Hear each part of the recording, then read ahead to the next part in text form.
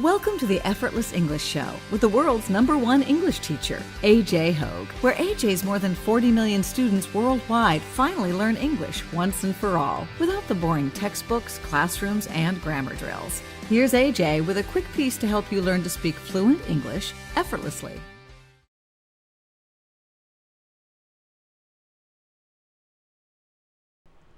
I'm AJ Hogue.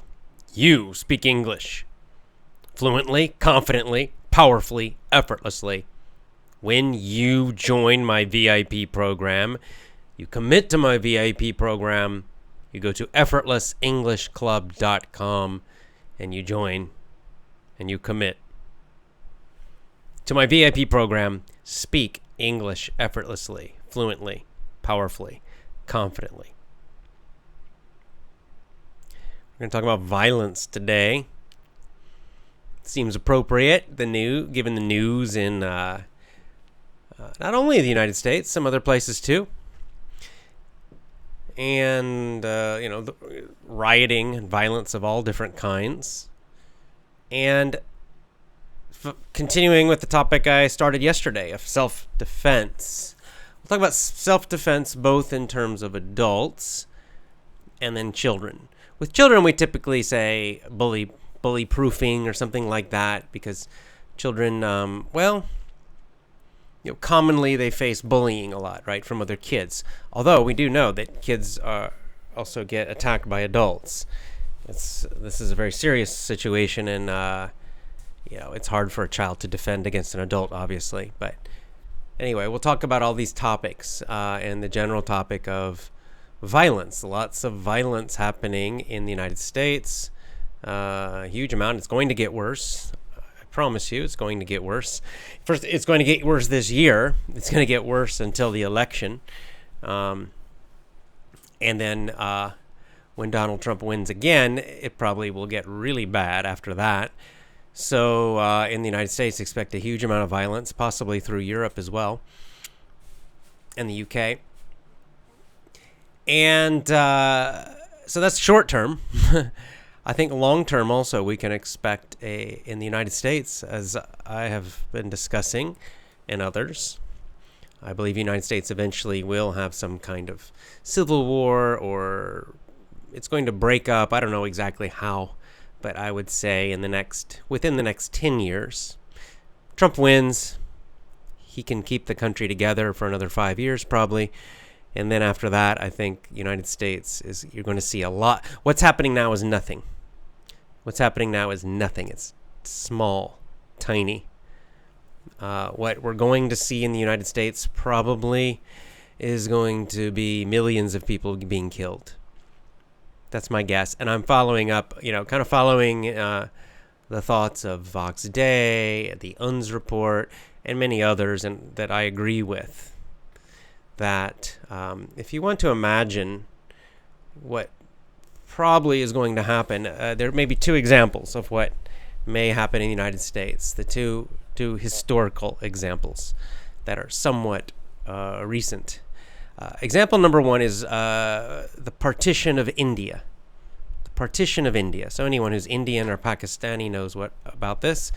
That when India gained its independence, it was divided into two countries, which are now three countries, but at that time, two countries, Pakistan and India. So Pakistan were all the areas where there were majority Muslims. India, all the places majority Hindu, or Sanatana Dharma. And so this was the plan that everybody agreed on at independence. Well, when it happened, suddenly there was a problem. And the problem was that you still had a lot of Hindus, Sanatana Dharmis living in Pakistan, in what was becoming Pakistan. And you had a lot of Muslims, and still do, living in India. And so at independence, you had this huge movement of these people, like just millions of Muslims leaving India, going into Pakistan and what is now Bangladesh, but it was then, I think, called East Pakistan. But anyway, and then at the same time, you had all these Hindus and all these Sanatana Dharmis flooding in, coming in to India, leaving Pakistan. And so you had these massive, millions of people moving in both directions. And what happened? They all started fighting each other and killing each other, and lots of people died. Let's find out. What's the official number? How many died? Indian partition deaths. We're not going to use Wikipedia because Wikipedia lies. It's killed more than 1 million, according to... Well, that's a lying website too, but anyway. It's probably in the million, somewhere around 1 million. So, huge number. Okay? Around 1 million, let's say, died during the fighting. So that's one example. A more recent example of the kind of violence I expect in the United States would be the Balkans. So Serbia, what happened in Serbia back in the 90s, right? The Balkan areas. When, again, you had this division. Of course, NATO intervened and caused a lot more death, thanks to Bill Clinton. But anyway, you had all these different groups, again, fighting each other. With Yugoslavia, what was Yugoslavia, breaking up into all these different countries.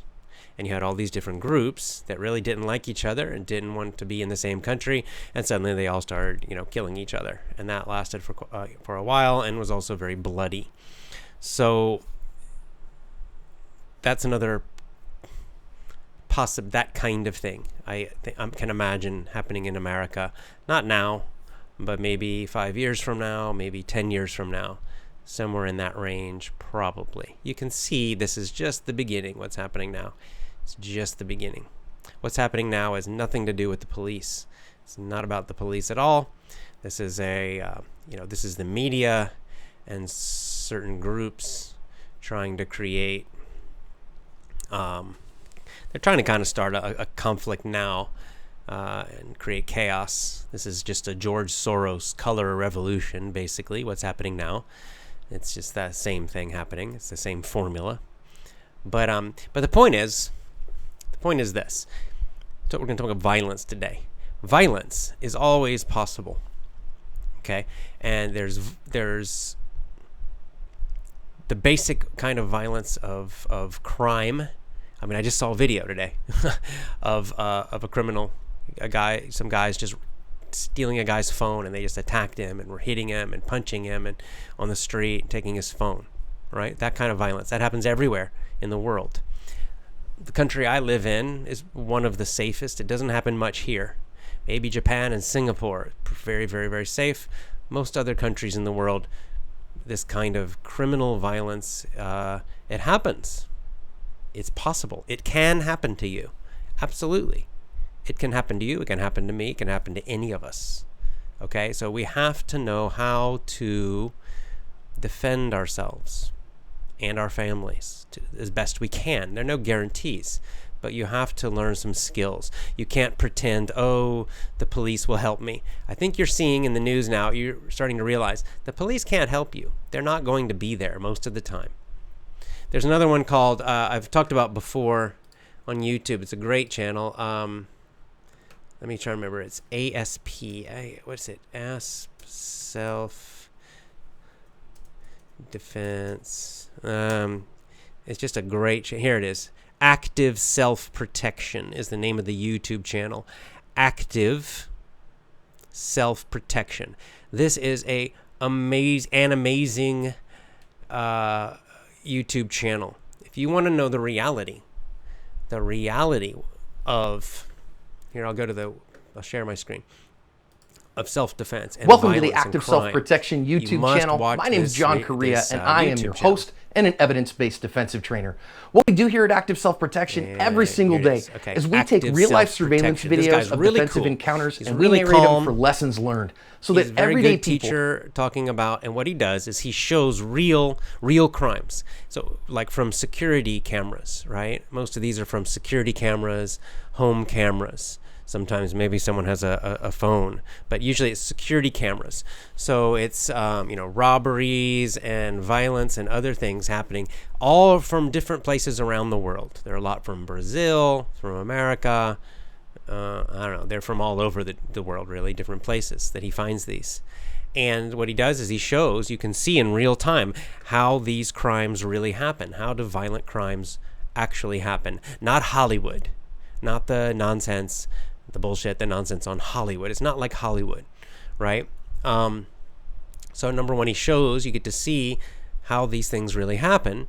And then two, he teaches you, some tips. He gives you tips. He gives you ideas on how to avoid or survive these kinds of situations. Okay, and he gives... Everyone's different, but he's really good. He analyzes what happened. He talks about, the victim, what they did right or what they did wrong. And sometimes it's police involved. But anyway, it's very good. It will wake you up watching this channel and just watching these videos. Oh, many. I've watched so many of these videos. You wake up, you realize what it's really like. And it's pretty scary. It's pretty scary, and one thing you realize is it always happens by surprise. The people never expect it. Okay, the victims, the people, they never expect it, right? It's always a big shock and surprise, and suddenly it's happening very quickly. So, but anyway, he's a good teacher. He talks about self-defense, both with hands and with guns. But anyway, and then just using your brain. A lot of it's using your brain to avoid or to escape, to get away. Really, really good. Active self-protection. You should watch this so that you really know what violence is really like, what this kind of crime is really like. Because so many of us, we like to just forget about it and pretend like, oh, it can never happen to us. Oh no, we're safe. We're not safe. You can see this. We should all know this. You're not safe. There are no guarantees. It's possible. So everyone should. It's just a basic human skill that everyone should have, at least the basic ability to defend themselves, or at least be aware enough to try to avoid these kind of things.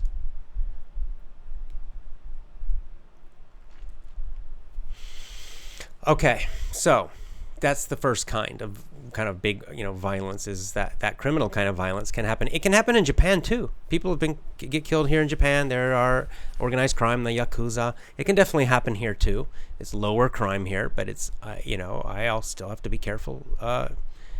Everyone has to be careful. So it's good to learn these skills. Number two, then we have what we might say large scale crime, violence. Large-scale violence is what you're seeing in America now, the rioting, what you saw in the Balkans, which was a complete war, what you saw in the Ukraine, which was another, kind of Soros revolution where it was just massive violence and rioting and stuff. So anyway, what would you do in these situations? The police aren't going to help, right? You can see the police are almost useless in these situations. So again, see, a lot of people have a very dangerous idea. They think the police will protect them. They won't. Because you will see, watch Active Self-Protection, watch those videos, and you realize the police are never there, almost never there. Occasionally, rarely, very rarely, they get lucky and there's a policeman there. But most of the time, no police. The police come after when it's all too late. So you are on your own. You have to deal with this yourself. So self-defense. So let's talk about self-defense. As I said before, I'm not like a super ninja or anything, but I have taken just a couple self-defense courses just to have a basic awareness of it. That's all. I'm just a regular person, but at least a little more awareness probably than somebody who knows nothing at all. And there are kind of three aspects or different parts to self-defense. And the first and absolutely the most important is awareness. What does this mean? And the guy, Active Self-Protection, that video, that YouTube channel, he talks about this a lot. That the main thing is, the best thing is to avoid or escape the violence. But to do that, you have to be awake and you have to be aware of possibly dangerous situations. And it's because, you'll see on those videos, these things always happen very quickly and everybody is surprised. Most people are surprised. So what this means practically is as you're outside walking around during your life, that you are always looking around. Not like terrified, not afraid, but just calm but aware. You're not looking at the ground as you walk or sit. You're not staring at a phone. You're not lost thinking about something. You just kind of look around. You just notice. You're always aware. You're always noticing your environment, and most importantly, the people around you. You notice the people around you. And you look around, you look at their faces, and you're just aware. And if there's and the whole point of this is that by doing this, you might notice something that's a little strange. Like, I'll give you an example. I go to a park near here, and with my babies to play, and there's just a few like weird guys that hang out at that park. One's an alcoholic, and I don't know. There's just a few weird people there, right? So I'm always very aware of these guys, right? So I get there with my baby to play with, and when I do, I always kind of look around, and there's a couple of these guys act a little weird. So I always I'm always sure that I kind of aware of them. I don't just ignore them. I don't completely turn my back and ignore them. I kind of look at them, check them out, kind of get a feeling. Could they be a problem? Right? Too many people are just completely ignore their environment, and so when something happens, it's a complete surprise, right? So you have a better chance if you see things happening, even if you have a few seconds where you look and you see there's somebody acting strange. So maybe you move away a little bit, right? Or maybe you just watch them a little more carefully. So now you're ready. You're not going to be completely surprised. So if they start to act more aggressive or something, you can get away quickly. When I was living in San Francisco, so this would happen all the time.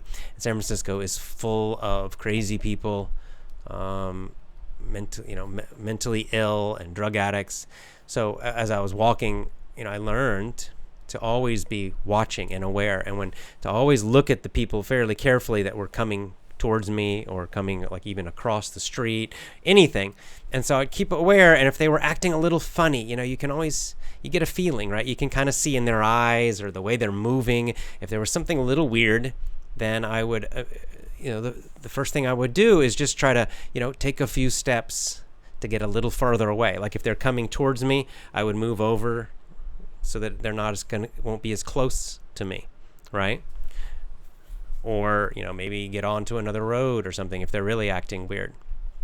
So this is the first thing, this kind of just training yourself to be aware as much as you can. When you're at a restaurant, sit where you can see everybody, right? Not with your back so you can't see anything, but instead have your back so you're looking out at everybody else, and you can just, again, not paranoid, right? Not afraid, but you can just check everybody out. And when new people come into the restaurant, you just look at them for a second, and if there's something strange, if there's something weird, if you can often see it in the eyes or the way they're moving, or in their hands. You might notice a weapon or something. So this is the big one. This is really, really the big one, is this kind of awareness. And then the second step is what we might call the communication level. So this is where you have somebody and they are being aggressive, right? Possibly a threat. Now sometimes they just immediately attack, right? There's no communication. It's just immediately, the violence starts immediately. And then you have to fight. But sometimes, especially when you're dealing with crazy people, drunk people, bullies, certain kinds of criminals, they will start talking first, or yelling, or acting strange, or coming at, moving towards you in a aggressive way. And at that level, then it's good to know how to deal with things non-verbally and verbally, communication. So non-verbally, it means you want to appear strong and confident. This is the main thing. So this would mean, you kind of stand straight up and down, right, with a nice strong, straight back. And then you put a posture where you put your hands out kind of in front of you, like you're saying stop, right? Both your hands out. And then you use a nice strong voice, and you say something like back off, go away. And you look them in the eyes, nice and strong. And then you just use that strong voice, and you keep saying it again and again and again. Or if they're not being super aggressive, maybe do something a little less loud. And you have to actually get trained in this. So I'm just giving you the basic ideas, but it really is good to go through a training like fast defense, or find some other one, so that you can actually practice these things a little bit. When I lived in San Francisco, I used this second level, this communication level, many, many times in the city. Like I said, there's so many weird, aggressive people in that city that it was quite common for people, I would walk on the street. I remember one time the guy comes up and he's like, he just looks at me, and he's kind of crazy. I don't know if he was on drugs, and he immediately starts yelling at me and acting kind of aggressive. And, so I immediately started to use these things. I put my hands up, I get in the position. I'm like, back off, go away, back off, in really loud, strong voice, and looking him in the eyes, and just using all this. And he kind of talked, but he left because he could see that I was ready and that I was, not afraid. So they're very basic skills, and they really work quite well. What you don't want is to look weak and say, what, I'm sorry. You don't want to do that, because these are like wild animals. And if they see weakness, they attack. Right? Most of them don't want to fight. Okay? They're not looking for that. Yeah, some crazy people are looking for that, but a lot of them are looking for easy victims. And so just by having the proper, this is even true for women, by just having that, the proper posture, body language, strong voice, good eye contact, all these things actually can be very effective. These things worked for me really well in San Francisco. I got to use them so many times, and just the awareness and communication. So I never had any violent problems in San Francisco, but I used this level so many times, that communication level. And then the final one is the actual violence, is fighting, and you need to learn how to do something. Something I recommend for most people, something very basic, which like the fast defense, or there's one called target focused training, TFT. One of those two. These because they teach just the most basic and simple way to fight and defend yourself. You don't want something complicated. In this case, even though I love jiu-jitsu, I don't recommend it for this kind of self-defense. It's too complicated. Jiu-jitsu is very complicated. You have to have your grips exactly right, and it's way too complicated for this kind of street self-defense. Now, someone who's very, very good at jiu-jitsu obviously would also be able to fight in the street and do well, at least against one person. But for the average person, I would say you want to learn just something super simple. Obviously, you hope to avoid it, but you need to know it. So there's that. And then finally, you want to learn, you can read about it, you can read books about this, you can watch videos and things, but you need to think about kind of a survival plan for big violence, meaning like, what we're seeing now, rioting, even like, the Balkan wars. What would you do in that situation? What would you do if there were thousands of people coming into your neighborhood? Like this is happening in Seattle now. This is happening in the American city of Seattle. These like Antifa terrorist guys have taken over a part of the city, and the police they make these little walls. There are no police inside. They're running around inside just stealing from people, beating people up. And there are people that live there in that neighborhood. They're just average people living there. And suddenly these like crazy communist terrorists have taken over their neighborhood. What to do? What would you do in a situation like that? It's good to have a plan of like, how would you defend yourself or escape? In that situation, I think escape would be the best option to just get out of there. But you need to at least think about it. You need to have an idea about these kind of things. And how would you defend yourself against violence, against a large group like that? This is where guns become important. And this is why in America, people are so strong about the Second Amendment, because against a large group of people, there's no amount of fighting skills or knives or anything. It's not going to help you. You have to have guns, and pretty serious guns. So anyway, whatever your plan would be, you need to have it. You need to practice and really have an idea of how would you deal with something like that. And if things got even worse, what would you do? If you had to escape to a different area, how would you do it? How would you get your family together? How would you get out? You know, these kind of survival type of situations. It's just good to think about these things and plan and prepare. And hopefully you never need any of these. But if you do need them, no one's going to help you. When these kind of things happen, I guarantee people in America, 6 months ago, they didn't expect this.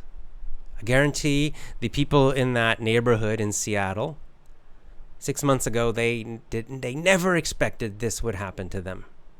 That their neighborhood would be, suddenly they would be taken over by a bunch of violent, like, communist terrorists.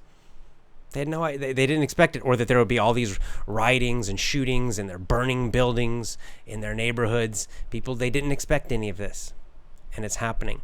And they're even saying they're going to, some of these terrorist rioters, they're saying they're going to go out more into the countryside.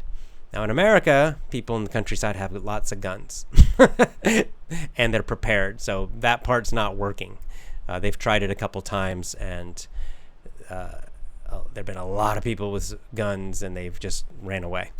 But good for those guys, right? The people in the countryside are ready, they're prepared, so they're not afraid. They're going to be okay. But a lot of people in American cities are in big trouble. They're in big trouble because they're not ready for any of this. And even in some cities like San Francisco, I've got my two best friends live in San Francisco. Well, now they're getting ready they're going to cut the police, which is, you can see this is political. It's crazy, but they're going to do it. What's going to happen? Crime is going to just shoot up in all these cities, these kind of left-wing cities of like New York, LA, San Francisco, Minneapolis. The crime is going to go crazy. Without police, these groups are just going to rob and rape and kill like crazy. It's like something out of Batman, The Dark Knight.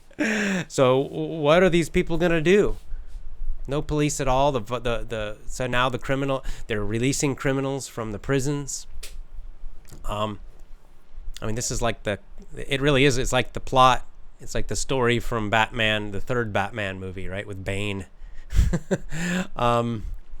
But the point is, people who live in those cities 6 months ago, they didn't expect any of this. Now they have to deal possibly with rioting and fires and all this stuff, possibly with gangs and a lot of violence and violent crime, and most of them are not ready.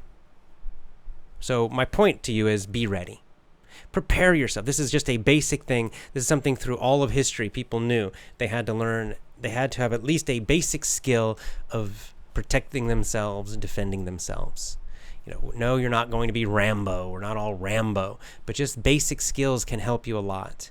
Because again, most of these groups, they look for the really weak people. They look for people who are not prepared at all. So if you're just a little prepared, it does help you quite a lot. So my suggestion to you is that every one of you, man or woman, should learn these basic skills of self-defense. The awareness skills, what to look for, the communication skills, using your voice and body language, and some basic fighting skills. And if you are in a country where it's possible, also gun skills. A gun is probably the best self-defense tool or weapon of all, of course, but it depends where you live. Like, not possible in Japan. In the United States, definitely possible. So, and then have a plan. Have a plan and practice, and teach this to your children as they get older, when they're old enough.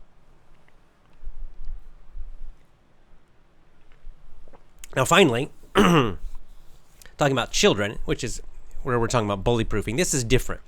Now, with children, mostly what we're dealing with when we talk about bully proofing is not violent crime where someone's trying to kill them, hopefully, but it's more of this kind of what we might call social violence, meaning it's other kids using either, usually harassment and possibly physical violence to basically put your child down, right, and make them feel miserable. And so, now the good news about this is they're not trying to kill your kid, but it's very, very horrible for these children. Excuse me. So they must learn skills. Every child, I feel very strongly, every child should learn these kind of bully-proof skills. And it's the same three. There's an awareness part. Usually the kids are it happens, a lot of this happens at school, where they already know which kids are the bullies. But still, there's a good, maybe they're out on a playground and it's good for them to be aware and kind of notice, if they see something. It's also good for kids when they're out in public by themselves, like if they're in a playground, to be aware of possible adults. Again, like, an adult who looks strange, so they can avoid that person, right? Then there's the verbal part. This is also, again, this is a big part of it, is verbal or communication, verbal and nonverbal, body language and what they say. This is probably, I'd say, 80% of it. This is the one they'll use the most, and this is the most effective. So they have to, they have to learn how to deal with it. Like if a kid comes up and say, you suck, you're ugly, you're weak, you're whatever, whatever they're going to say, the child has to be trained to know how to deal with that. Or if a kid comes up and says, I'm going to kick your butt, give me your money, give me your money for lunch, or whatever it is, your child needs to know how to respond to that verbally, and right, with not with violence, because there's no violence yet. And then not only they have to know, but they have to practice it and learn the skills, and it takes a lot of practice to do this. And then finally, they do need to learn how to fight, because sometimes with the bullying, it does become physical. It does become, especially with boys, but even with girls, where it becomes a fight. So your child needs to know how to fight, and they need to fight well. Now, luckily, again, with this kind of violence, is social violence. So really, there's a lot of different kinds of fighting that can work. Jiu-jitsu in this case actually works very well. If your kid is pretty good at some basic jiu-jitsu, they can usually just destroy another kid meaning beat them very fast, another kid who doesn't know jiu-jitsu. So actually basic jiu-jitsu is very good for this kind of self-defense, I think. Boxing, someone mentioned in the comments, also great. MMA, fast defense, some very basic kind of like just fighting with the hands, and then some kind of wrestling. But these two kind of skills are both really good. So there you go. So for kids, I think that all kids should do this. So there's Gracie Bully Proof I mentioned. There's that GracieUniversity.com, and then there's that fast defense, are both really good for kids.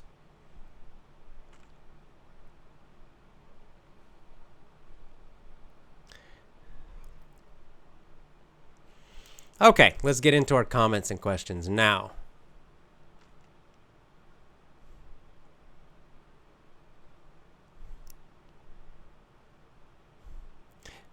are typing comments like crazy, so let me just see if I can catch up on them.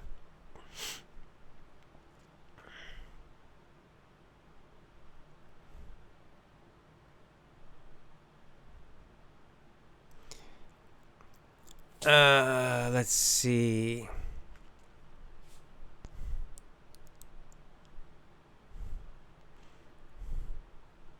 Okay, just kind of lots of people just saying hello here. I'm just trying to catch up. Let me just jump down to the bottom, and I'll kind of go backwards for a little bit. Okay, what do you think is Pablo with a very good question. Pablo Robles, what's appropriate to teach to kids, for example, in a homeschooling curriculum? Are you talking about, if you're talking about self-protection, you don't want to teach children ways to kill people. I think that's obvious, right? Because they might use it accidentally against another kid. Definitely don't teach that to a young child. That's something adults need to learn, but not children. Because again, children are mostly facing what we call social violence, where, okay, they're going to fight, but then once they lose, then the fight's over. It's right. They're not trying to kill each other. So they need to learn a kind of, I think for most kids, especially the younger kids, they need to learn some kind of social fighting ability, boxing, kickboxing, and some kind of wrestling or jiu-jitsu, that kind of thing. But nothing that's deadly. Wait till for adulthood for the deadly stuff, or at least late teenagers. Shaw Mendes says they never teach these things, self-defense, in school. Of course not. In school, when there's someone bullied, they don't. Those poor kids, they never get any help.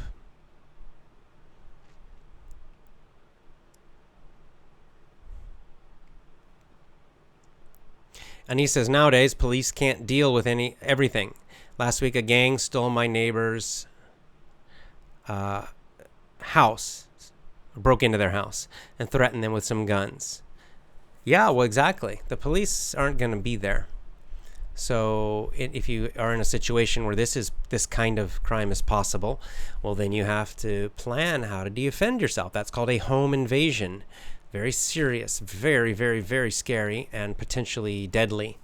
So suddenly criminals break into your door with guns. So you have to, again, like if that's something you worry about, if you live in a place that's possible or common, then you have to really think about your defense carefully. So you're going to have to, for example, your home or your apartment, you're going to have to do things to make it stronger so they can't just kick your door open, right? You got to do things to make your doors, it's not just a normal door where you make it stronger, so if they try to kick it in, it won't break open, right? You'll need to have a gun or guns somewhere you can get to them quickly. If you have kids, you have to have the guns locked up safely, but then you need to be able to get to them quickly too, if you need them. So you can see, like, you got to really think about all these things, right? Depends on what kind of violence you may be facing. And home invasion type violence is very serious. You have to really think about and prepare for that.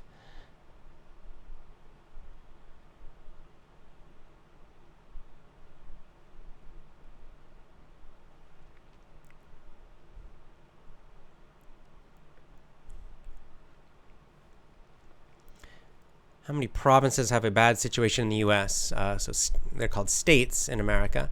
Not many, actually, right now. It's the ones that are very, very, very left-wing, which are the Democrats in America. New York, California, Washington, Oregon, Minnesota. And then it's also, too, it's just certain cities, because the cities can be very, very, very left-wing. So like, Georgia is not left-wing, but Atlanta, the city of Atlanta, is. And so they're having problems.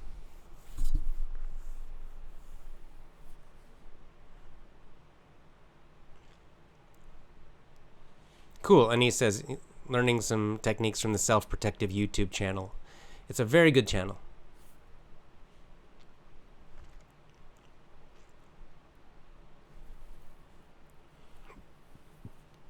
Ozma says, sending people to a club to have fighting skills, it works.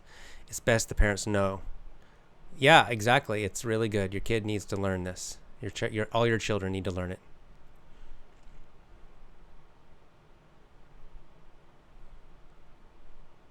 Yeah, like Ali Boyev says, especially you have to be ready to fight against an enemy if you have family. Well, exactly. You've got to be able to protect your family. It's a serious thing to think about, and you have to prepare for it. Cool. Madhavi says my son is learning boxing and self-defense from my husband. Excellent. It's a good husband you have. It's a good father. Here we go. Here's someone who has who has a direct experience from Guzina. Says, I escaped from Sarajevo in Bosnia. I was scared, but my friend was laughing at me because of my fear. Later, she was a victim in that city. Yeah, see, this is a good point, too, that when these things start happening, there's this thing, it's called, what's it called? Normalcy bias, I believe is the technical term. What it means is that we're used to normal life, right? So let's say the people in Minneapolis in America, right? They're used to normal life, and in normal life in their neighborhood, everything's peaceful. And for the last 15, 20, 30 years, their whole life, the neighborhood is basically peaceful. And so then something happens, and there's some of these protests and riots start.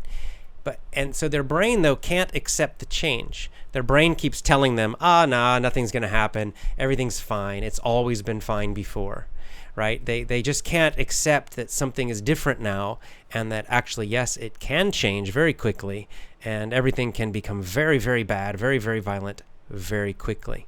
And this happens in a lot of these type of situations, like you're saying, Guzina, where it's quite sad, where people they have a chance early to leave, right? If they're just more aware. And this is the other problem. People aren't aware. They don't see the signs of what's happening. They're just kind of not paying attention. They're ignoring everything. They think, everything's fine, and they don't see the signs of what's coming.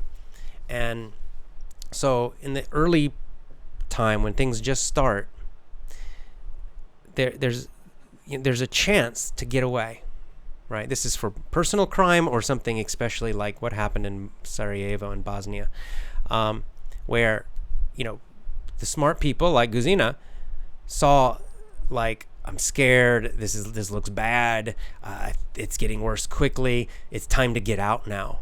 And luckily Guzina made the right choice and got out, but sad that my friend was laughing. Later she became a victim in that city, right? The friend just didn't see what was happening, was not aware, right? And this is the same. I promise you, this is happening in America. I try to tell my family members about this, right? That look, this is coming. I don't think it's coming to their areas this year, but I try to tell them, like, long term, in the next 5 to 10 years, you need to be ready. And they just can't see it, because they're not paying attention. They don't, and a lot of people don't want to think about it. It sounds bad. It sounds scary. So they just try to avoid it, and then it's too late. There's a point then when it becomes too late. You can't get out, and now you're in that situation, and it's very, very bad. So if you see something like this coming, this is why you need to be aware and know what's happening, and then get out if you have the time. Yeah, like Slavika says, okay, she also has a direct experience. People in my country are pretty safe now without the violence, but we can't forget this terrible war in 1990. We prepare to survive difficult times. I'm serious. Absolutely. Anybody who has experienced that, something that terrible, they never ever will forget it, and they will, like Slavika said, that those people will never forget it as long as they live, and they're always, in their mind, they know it might happen again, and they're ready. It's the people like in places where everything's been great for 50 years or 100 years. They just can't imagine. They just think it's impossible. It can never happen in America. It can never happen in my city. But it can. Okay, Aliba Boyev says, in my whole school time, I was bullied by strong boys. I couldn't do anything. Now it motivates me to work on myself.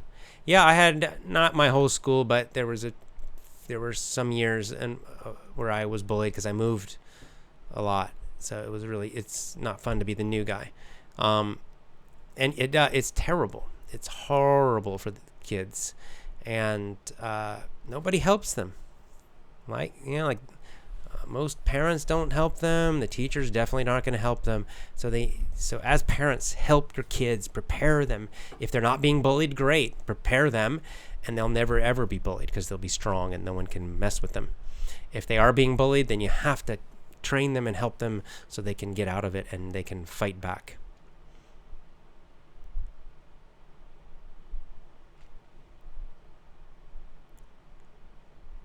Yeah, this is good. Tanishka White says, sometimes when I'm in a dangerous area alone, I think, how could I defend myself? Lately, I've thought I need a stun gun, but maybe it won't help me in a sudden situation. That's a good mental exercise to do. It's very good. That's practicing awareness. Tanishka's doing a very good thing, because instead of being aware, knowing that it's possible. That's a lot of it, is to be aware and then imagine these things, because then you have a chance. The best thing always is just to get out, just to escape.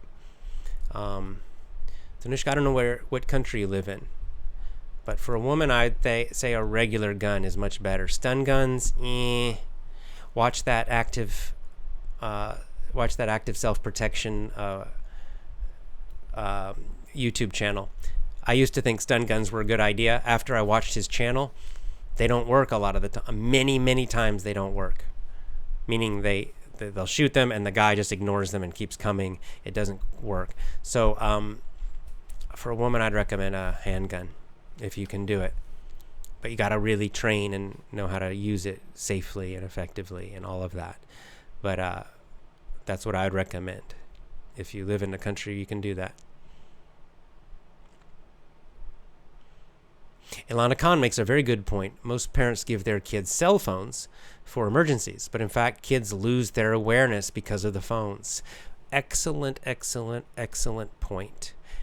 A better thing to do would be to train them how to be aware, how to defend themselves, how to handle emergencies. That's a better thing to do, is to train them and prepare them. Give them the skills, not just a phone.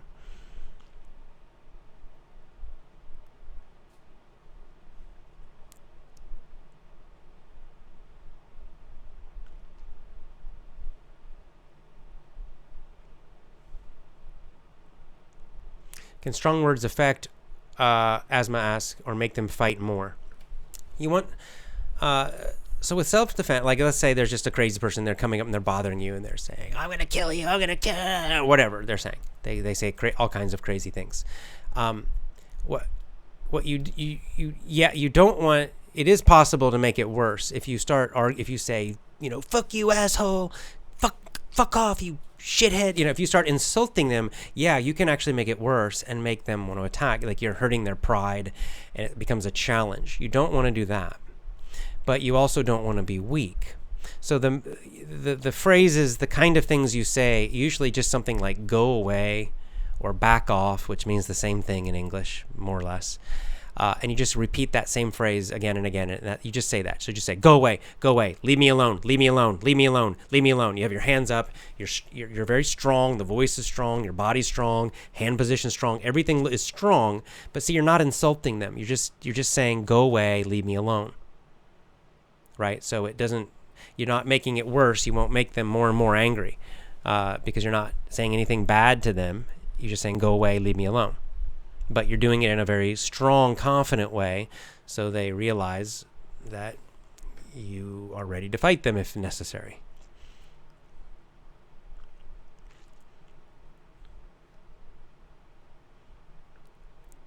Yeah, Savarona says, I agree, AJ, we have to learn how to defend ourselves from dangerous situations, especially women. Do you have any opinions? Especially women. Yes, absolutely, especially women. Women are physically weaker. Therefore, they are easier targets, easier victims for criminals, right? So absolutely. So women, it's even more important that they learn these skills. 100% yes.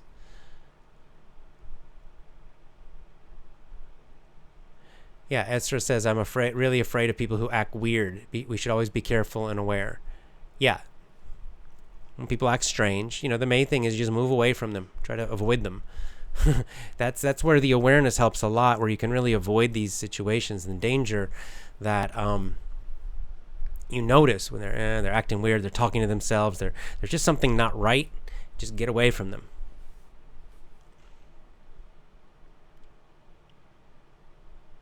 Sneha says, I think meditation is best form of self-defense.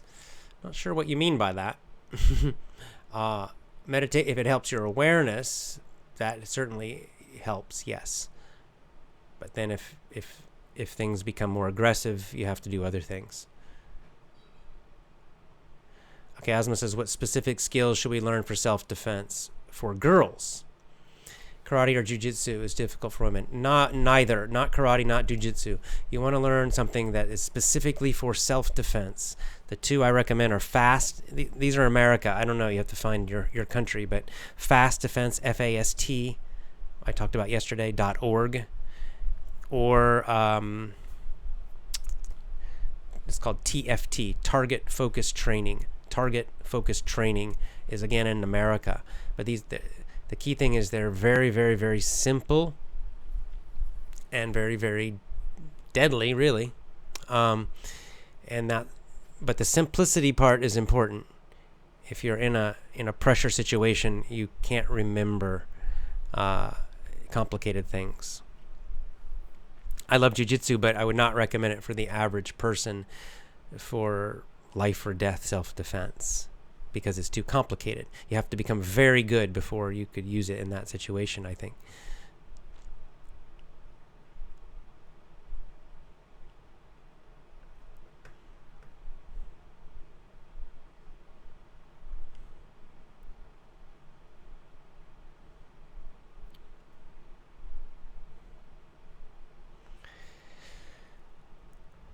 Okay, let's see. Some girls use black pepper spray in the eyes. Yeah, Asma says pepper spray, if it's better than nothing. If you can't have a gun, then pepper spray. A gun's the best thing. I'll just be honest. A gun's the best. I don't have a gun. I've never owned a gun. But there's no doubt that's the best self-defense by far. It's not always possible. But if you can't have that, then weapons help. Yes, they make things better. But you also must learn other skills because, again, watch those videos. Many times you spray the pepper spray, it misses their eyes, it doesn't work. Then what do? Then you got to fight. So you always have to be ready to fight because sometimes even the gun doesn't work. As in, people get shot and they keep fighting and they keep coming anyway. They don't just drop like in Hollywood immediately. So you've got to learn those physical fighting skills at a basic level.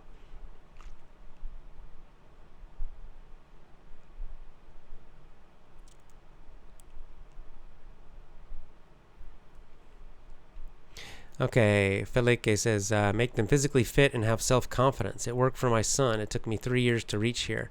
Now my son defends himself. They left him alone. He fought several times. Awesome. That's a great success story. Very, very, very, very, very good. Very good. Elabov says, I have a girlfriend. When we go outside walking, some bad guys always talk bad words to us. What should I do? You should start training and learning these skills. Okay, because I can't just tell you one thing on a video that's going to help you against, you said bad guys with an S, so that means more than one attacker or possible problem. That's a serious situation. You're going to have to get some training to deal with that, right? So there's not just some perfect phrase I can tell you. You're going to really have to get some training. So I recommend you sign up for some of these workshops, seminars. I know they have them in other countries. I just don't know the names. So you're going to have to research this and get some training and get really serious about it. And then you'll get trained on how to deal with that. Start now.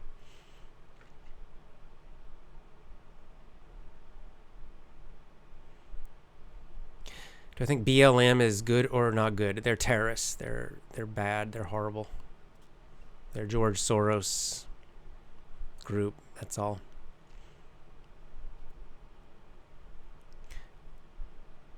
How to be aware of small children when they're too young. You can still teach young children some really basic things, actually. Of course, when they're really young, they can only learn some very simple things, but it is still possible. You can start training them at a very young age. I recommend doing that. Young, maybe like, 3 or 4 years old, you can start them.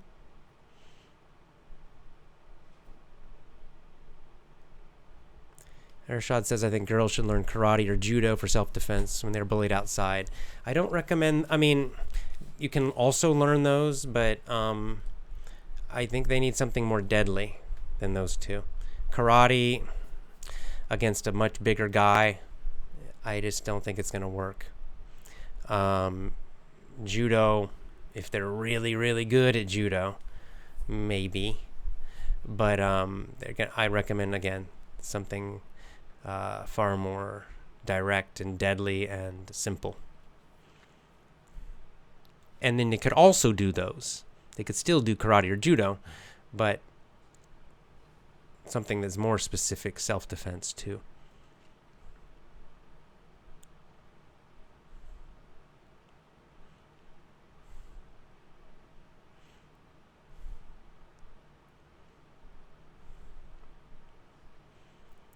And he says, my parents trained me how to deal with bullies when I was a kid, but thank God no one bothered me. That's probably why no one bothered you, because you were trained. You had that confidence, so they didn't bother you. So, I mean, the training is one of the best ways of avoidance, because that confidence, it's nonverbal, but people feel it, and then they avoid the confident people. All right.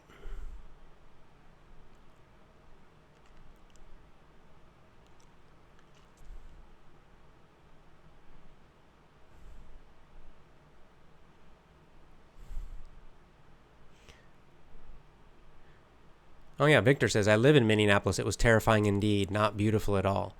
Right. It's going to get worse. Victor, you prepare or get out of there. It's going to get worse. What do you think happens when they get rid of the police department? That city is going to go down, and it's going to get worse and worse and worse. If you can get a job or you can get out of there, I recommend get the hell out of Minneapolis. If not, start seriously training in these skills. You live in America, buy a gun and learn and get trained in that, using that gun, and carry it with you. That's my recommendation if you live in Minneapolis. Not a good place to be. Okay, a couple more and then I got to go.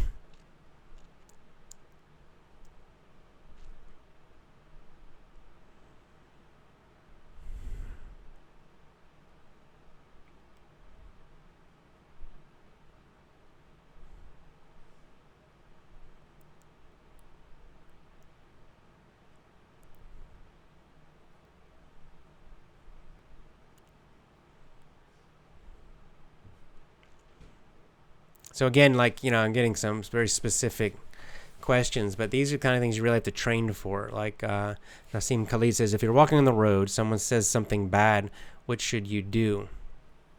I mean, it's just hard to know exactly the situation. If it isn't one person, again, like the basic formula is you just put your hands up and you just say, in English, I would say back off, which means, like back off, go away, right? Or you could say, just leave me alone, go away, leave me alone, go away. You don't respond to what they say. It doesn't matter what they say. They say you're ugly, you're stupid, or you're whatever. It doesn't. This is the nice thing is you just repeat that same phrase. Back off, back off, back off. That's all I would say in San Francisco. It's just like we say broken record. Like that. That was my phrase.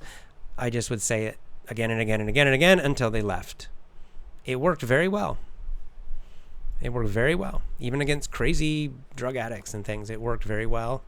Back off, back off, back off, and they just will talk. They'll say all kinds of crazy stuff or violent or mean stuff or threats or whatever. It doesn't matter. You just keep saying back off, back off, back off, go away, whatever it is you want to say, and until they go away. And if they don't go away, that's when the violent part happens, and so then you got to be ready for the next part. That's the problem. That's why you need training, because like I said, the talking, the communication part is very effective when you learn to do it. It will work most of the time, but it's not guaranteed to work all the time. It's not 100%.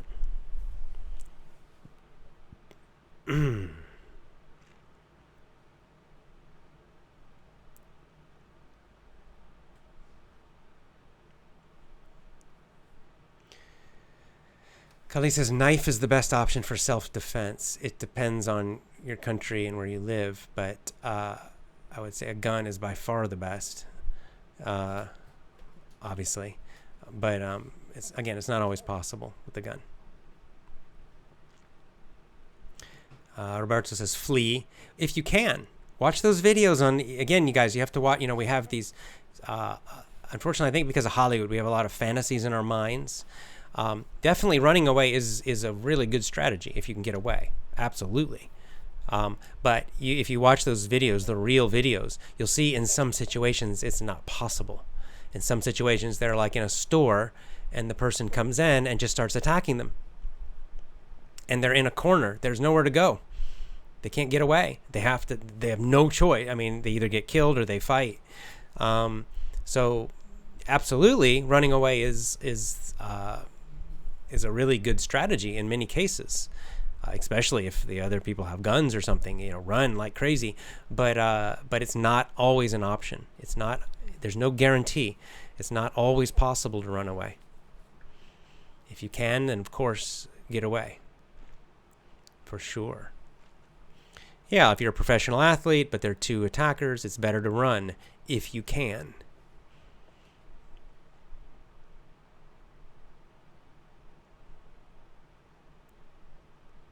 Irina says, absolutely. Irina is exactly right about this.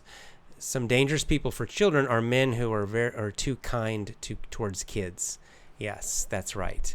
The men who, any man at a park, for example, a public place, or woman even, but especially men, who are too focused on other people's children, like they're not there with their own child, and then they're really focused on your kid or other kids. That's weird. It's not good. And teach your children to stay away from them. It's very, very weird behavior, and it's potentially very dangerous. How good am I at jiu-jitsu? Asked Bilal. Well, not good. I right now, not at all. Haven't done it in quite a while. Even when I was doing it, I was only a white belt. So, not so good.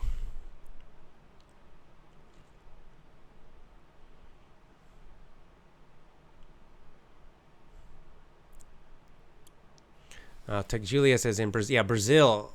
Julia's in Brazil. Brazil is pretty high crime. You have to have in your bag money for a thief, otherwise, to give to them. Otherwise, it could be worse. Or they might just shoot you.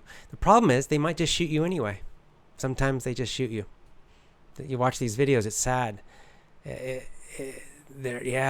horrible. So, anyway, be prepared as best you can. This is the main thing. Be prepared. Okay, I think it's about time I gotta go.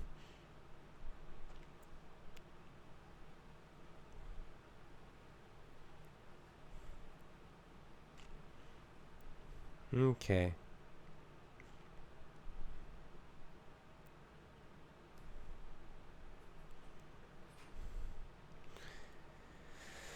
Okay, I think that's about it then.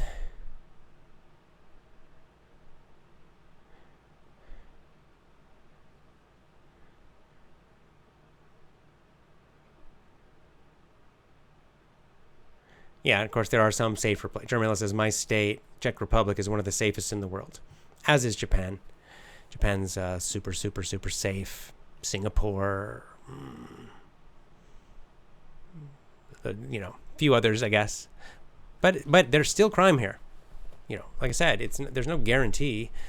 Even in Japan or Czech Republic, it's still possible. But obviously, yes, there are places that are much more peaceful compared to other countries.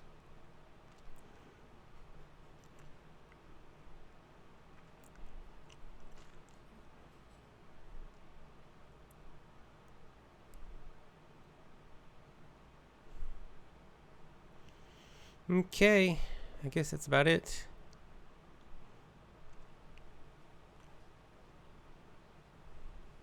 Okay, then that's it. Good. So anyway, it's just, it's always good. Sometimes we can use these public, these events that are in the news, and the news is bullshit. We're getting tons of lies and stuff from it, but it's just good. Sometimes it's just good reminders, right? Like right now, it's a good reminder of the importance of self-defense, the importance of taking care of yourself. It's a good reminder that this kind of thing, violence, riots, it happens by surprise. People don't expect it, right? People in Minneapolis did not expect this to happen. Like I said, 6 months ago, nobody expected any of this, and suddenly here it is, right? People watch the videos. Active Self-Protection is the YouTube channel. I encourage you, go watch a lot of those videos, and you'll see most of the people are surprised. It happens suddenly. It happens by surprise. So we should always remember it can happen to us too. And so we need to be as prepared as possible. There are no guarantees in life, but if you're prepared, you have a better chance to avoid. If you're prepared, you have a better chance to escape. If you're prepared, you have a better chance to fight and survive. So I think every human being should learn at least basic self-defense skills. And every child should learn these bully-proofing and fighting skills. So if you're a parent, please teach your children these skills or have someone else teach them. And if you're an adult, learn these self-defense skills yourself. All right, lots of love to you all, and I will see you next time. Join my VIP program, and I'll see you next time. Bye for now.